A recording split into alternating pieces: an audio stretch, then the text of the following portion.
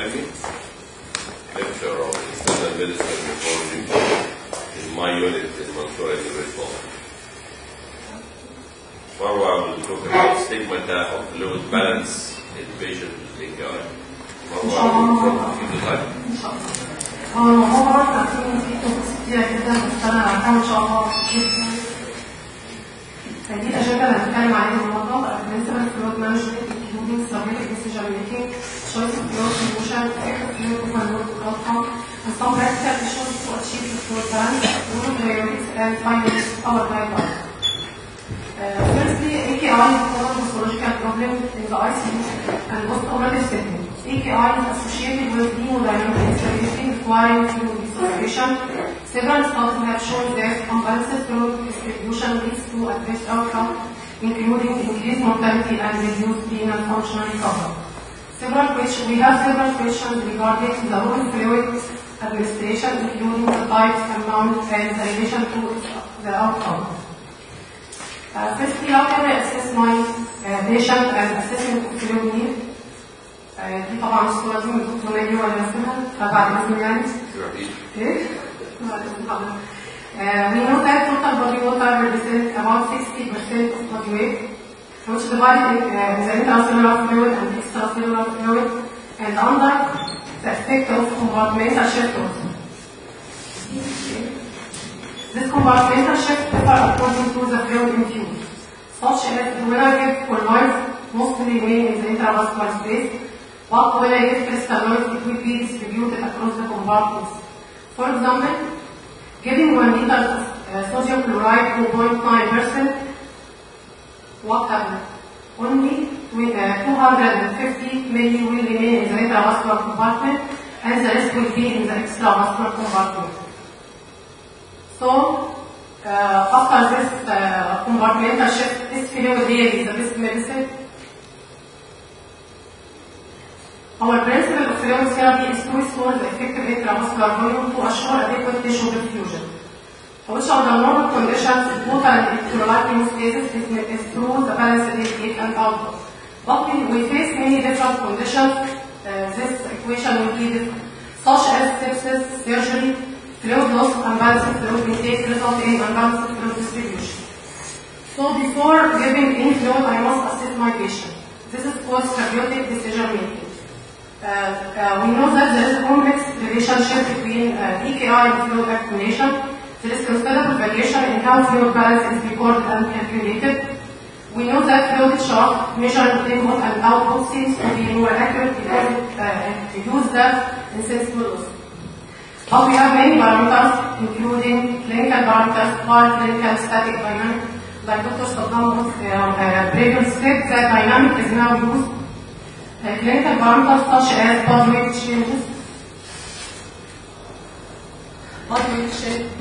changes, input and output, blood pressure, management, urine volume, capillary refilling and skin tear, organomegaly, pulmonary edema, and some called clinical parameters like urinary indices, hematological changes, bioelectrical impedance, lactate, and venous saturation in oxygen, and extravascular lung water levels. Some static measures like central venous pressure, imperial diameter, pulmonary artery occlusion pressure, and left ventricular endospheric volume, intra-aortic blood volume index. And here is the dynamic measures which we use now: stroke volume variation and blood pressure variation. And what is new is called microcirculation index or microcirculation evaluation. How can I choose my fluid? We have several types of fluid. We have several types of fluid, such as colloid and crystalloid. Colloid like synthetic hydroxyethyl slush, gelatin, hydrogen. Crystalloid like saline but it's very concentration, 0.9, 0.45 times 3%, lactate-based solution and balanced solution. We will now know the different effects of each one of these fluids on AKI mortality and survival. This is for hydroxyethyl slush, showing that a negative effect on survival and increased need for renal replacement therapy by using this slush. The second called chest trial also show no significant difference in mortality no significant difference in mortality, and also 90 days admission, also in the long duration of admission. And this study for saline. Animal studies suggesting that hyperchloremia resulting from 0.5 saline infusion causes arterial vasoconstriction and decreased GFR. This is those done on animals. This is a human decreasing renal artery flow and cortical perfusion is subject to receive 0.5 saline compared to balanced solution. In our unit or in our department, we face 3 types of patients came by AKI. Firstly, dehydrated patient, hypovolemic patient, and overloaded patient, and aerovolemic patient. But then we talk about the dehydrated patient after resuscitation of fluid. اوكي؟ احنا وصلنا ان هو طبعا احنا كل الناس عندها ان العيان جنبها مريض. اول ما بدات الساين بتاعت الإديمة وضحت عليه يعني بنبدا نبقى مبسوطين شويه او خلاص العيان بتاعنا بدا يبقى كويس. فاحنا طبعا بنوصل لو حصل كومبليكيشن من الفوليوم اوفرلود what is the effect of fluid overload and stability and outcome of AKI? Fluid overload defined as the total input minus total output divided by initial body weight. It is associated with adverse outcome when reaching more than 10%. Patients with fluid overload have an increased number of ventilation, ICU days admission, and increased oxygenation limits. Multiple observational studies from different populations and pediatric, obstetric, or surgical show that fluid overload is associated with increased mortality. This is the SOAP study, SOAP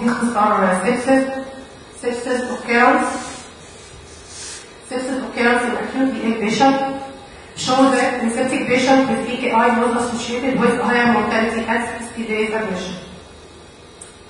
This is the PICARD group study. PICARD program to improve care in acute renal disease also shows the adjusted odds ratio for mortality was 2.07 in patients with fluid overload at initiation of renal replacement therapy. And this is the fact trial also. Among patients who developed AKI within 2 days, positive fluid balance was associated with long 60 days survival. Fact, start fluid and exercise treatment trial. احنا كده خلصنا الفلويد اوفرلود. طبعا احنا يعني في برضه ترند من الدايوريتكس انا بديها للعيانين. فوصلنا ان كل الاستادز بتقول ان examining the effect of diuretics in AKI found no significant difference in mortality and renal function recovery. So finally, what is the recommendation? الكيزيكو guidelines, firstly for the fluid resuscitation, in absence of hemorrhagic shock, we recommend using isotonic subcrystalloids rather than colloids like alcohol or starch as initial management for expansion of intravascular volume in patients at risk for AKI. The next one for diuretics, 341, we recommend not using diuretics to prevent AKI. 342, we suggest not using diuretics to treat AKI except as a management of volume overload. So our take-home message: AKI is a common pathology in the ICU. Volume resuscitation is a cornerstone in the treatment of hemodynamic instability. Fluid balance evaluation in critical situation can be challenging. If fluid therapy is indicated in true hypovolemia, crystalloid should be the preferred agent. Synthetic colloids have been associated with no survival benefit in AKI. Fluid overload may be a marker for the severity of AKI. Correcting fluid overload and restoring fluid balance are important goals. Neutral and slightly negative fluid balance or dry patient after initial fluid resuscitation are favored, but this stress after initial resuscitation. Diuretics should be used as a adjuvant therapy in AKI to treat fluid overload. Thank you. Shukran, Marwa, you kept the time even more than you restricted the time to only 10 minutes. So thank you very much. But stay here because you left us an ample of time for discussions. So be ready for that. You did that. Right, can we switch the laptop on, please?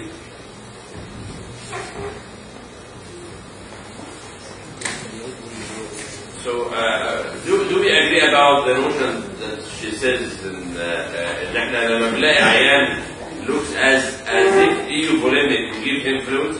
Do only do that in patient with anuria. Patient with acute anuria coming with he's not dehydrated that much, not evident that, but not overloaded. Do you give him fluids or what? But I mean, the old way of doing it was to give a fluid challenge. So you measure the CVP. So how much fluid do you give the challenge? 500 mils of normal saline. You repeat the CVP, and if the CVP increases by 2 centimeters of water, then you know that the patient will not tolerate anymore. The problem now is how do we measure intravascular volume, because CVP is such a bad marker. It's not accurate at all. And even in primary care units and in different hospitals, they don't use even CVP measurement. So the dog is just a clinical judgment. So would we agree of giving fluids blindly to patients who are apparently eupholemic? A challenge of 500. Some even people give 1,000 ml fluid over 2 hours or so. I'll see what happens to the patient. If it's not hypertensive, no edematous, no pulmonary edema. Right, so this is the first thing. I don't know if you give fluid or not. Do you give fluid? Do you give fluid? So long as there is no guidelines, you will find answers. And no one can say this is wrong or this is right. That's why I know. You don't. Yeah, I used to give actually fluid, 500 ml to the patient, because you cannot diagnose hypovolemia clinically very easy. One patient, I saw him after some loss of fluid. I knew that he lost the fluid, but he apparently looked well and his blood pressure was maintained. And I gave him. But from the history. Yeah, from the history, I knew that he lost fluid, and he came dizzy. But when I saw him, he was not obviously dehydrated. And I gave him 1 liter of fluid, and he didn't show any signs of hypervolemia. I gave him another liter, didn't show any signs of hypervolemia. Only when I gave him the 3rd liter, he started to pass urine. So I knew retrogradely that I misdiagnosed hypovolemia. He was hypovolemic, but I couldn't know that. I think you should be more careful in older patients as well who may he not was tolerate older, it. I know. I give him fluid bit by bit. I see him every bottle. So I can monitor him. And the other thing we mentioned, or Dr. Marwa mentioned, is the redistribution of the fluid you infuse. But in acute kidney injury, a lot of the fluid stays in the intravascular compartment. So the redistribution changes when the kidneys fail. So you can have a sudden blood volume expansion pushing the patient into pulmonary edema. So you have to do it carefully. The other question is the use of Lasix in anuric patients who is not dehydrated. Some people would love the patient to pass urine, whatever. So they rush and give diuretics. 1 bolus, 2 boluses, Lasix infusion. Would you agree about that one?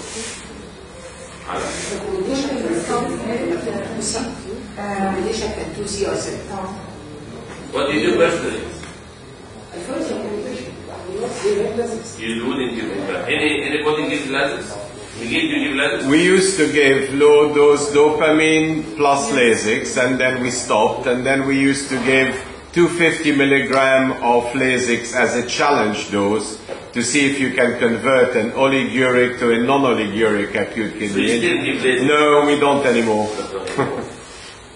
Again, I see the practice of many senior physicians who give, especially non-nephrologists actually, who rush the patient into Lasix, and if the patient doesn't respond, give more Lasix and more Lasix and more Lasix, and they stay like that for 2-3 days. There you can get. Yeah. But they don't go to this large dose that called toxicity, but they give Lasix for 2 or 3 days, although the patient does not respond. And just I'm saying that to prohibit this this type of behavior. I don't think it's not behavior. If you are trying to give lasers, so give it once and stop. Right. But if the patient comes to you overloaded to start with, would you start giving lasers straight away or what? I think it's another issue. You might also try. The patient is oliguric. Yeah, he is anuric. Anuric. And he is overloaded.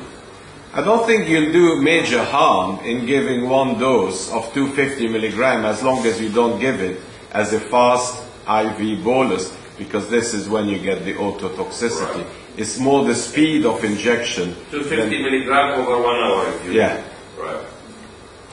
And if nothing happens, خلاص. Right. And if nothing happens, you don't repeat it. No. Right. So I think many people do like that. But the problem is if they don't respond, they put him on latex infusion 10 to 20 to 30 to 40 milligram per hour, and they keep it on like that on 1 or 2 days.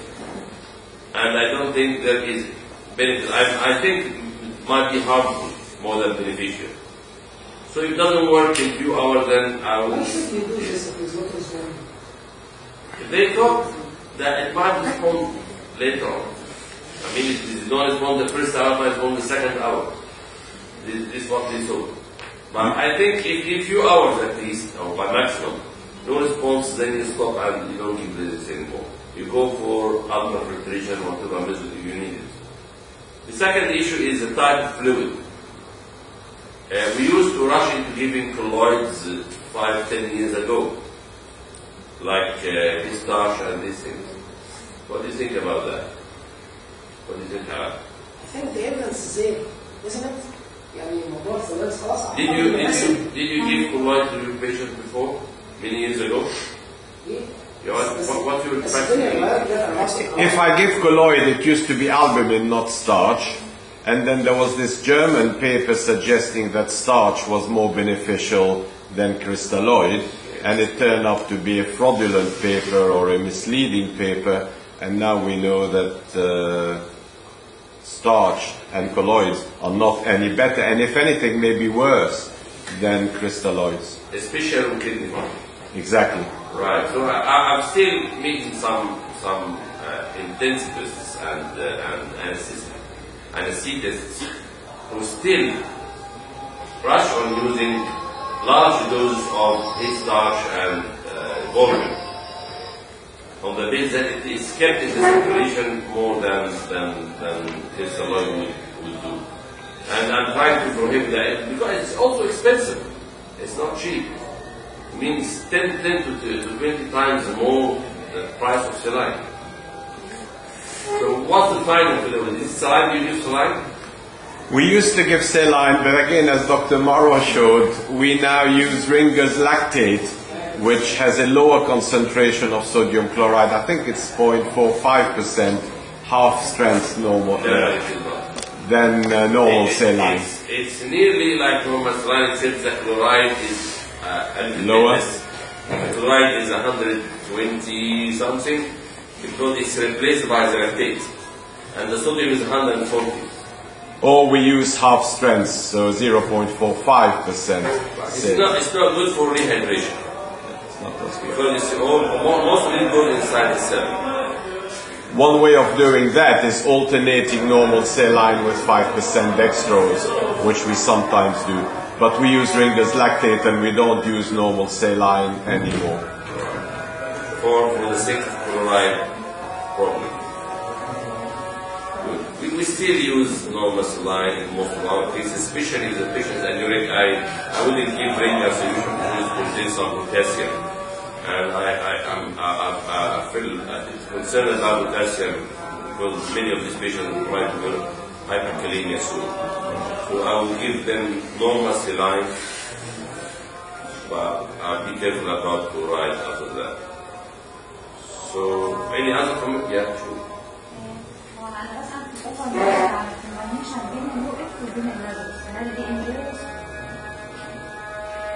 If you are doing ultrafiltration, why do you do lasers? I think we will do the ultrafiltration after the failure of response to diuretics. So So I don't think there will be a need for to give diuretics after articulation. يعني انت عملت الارتكتيشن عشان ما جابش معاك ريسبونس كويس بالدايوريتكس. انا ببدا انا مثلا خليت له اف مثلا البدايه. لا, combination doesn't make sense because if you ultrafiltrate you don't need to give Lasix. But I think there was I'll show a study where they compared in patients with heart failure. I think it's the CARES heart failure study. They compared the Lasix to ultrafiltration, and Lasix is as effective as ultrafiltration. But these were not patients with acute kidney injury. They were patients with cardiorenal failure and heart failure, basically. But you wouldn't combine them. If you ultrafiltrate, why give Lasix? Because we love urine. Well, you can start with Lasix, and if you get a good diuresis, you don't ultrafiltrate. If it doesn't work, it wouldn't work. Yeah. Right. Any other question or comment? Yeah, come on. Try examine after Lasix failure. One of our critiques, assuming in red paper that few respond to examine, although both are two members of the same family. Right. If examine, I will tell you that examine is a far more powerful than Lasix, and he gives it to me, Ahmed. هو الحقيقه النقطه جايه من الكلينيكال براكتس مش على بتاع، بس هو التورسمايد اللي هو الاكتيف ماتيريال هو مور بوتنت، والميكانيزم اوف اكشن مش ذا سيم زي اللاسكس. هو اللاسكس له كايوريتيك بس الزمايد له سيرل اكشن، له انتي الدوستيرون، وله دايوريتيك افكت زي اللاسكس بالظبط تقريبا، وبيشتغل تو سام سورت احيانا كانجيوتنسين 2 يعني له تريبل اكشن، ما هوش سنجل اكشن زي اللاسكس العادي. واحنا اي ترايد 3 تايمز او ممكن 4 تايمز الميديكيشنز على لاسكس انفيوجن على هاي دوزز اب تو 20 مللي جرام بر اور، يعني تقريبا 1 امبول بر اور، ومفيش اي ريسبونس للانفيوجن. عملنا شيفت من اللاسكس للاكزامايد، they responded very well. لا بتكلم على لاسكس في عيان هايبرتنشن على الكوندول. Would you recommend sometimes combining Lasix with torsemide? Yes, this is another combination. I have experienced it and I have tried it. The response was very good. What's the generic of Torsemide. Torsemide. There was a study from Glasgow about torsemide compared to furosemide, and they implied it was more effective in some patients than furosemide. The other thing, sometimes we combine Lasix with metolazole. Yes. And this might induce peristalsis sometimes, but not in all cases. So I think it depends on what is the problem in the case. It might be different from one person to another. Right. Would you like to have a 10 minutes break before we start to begin? It's like you want. Yeah, because we are good at time. Okay. So we'll take 10 minutes and return here back on 3:45.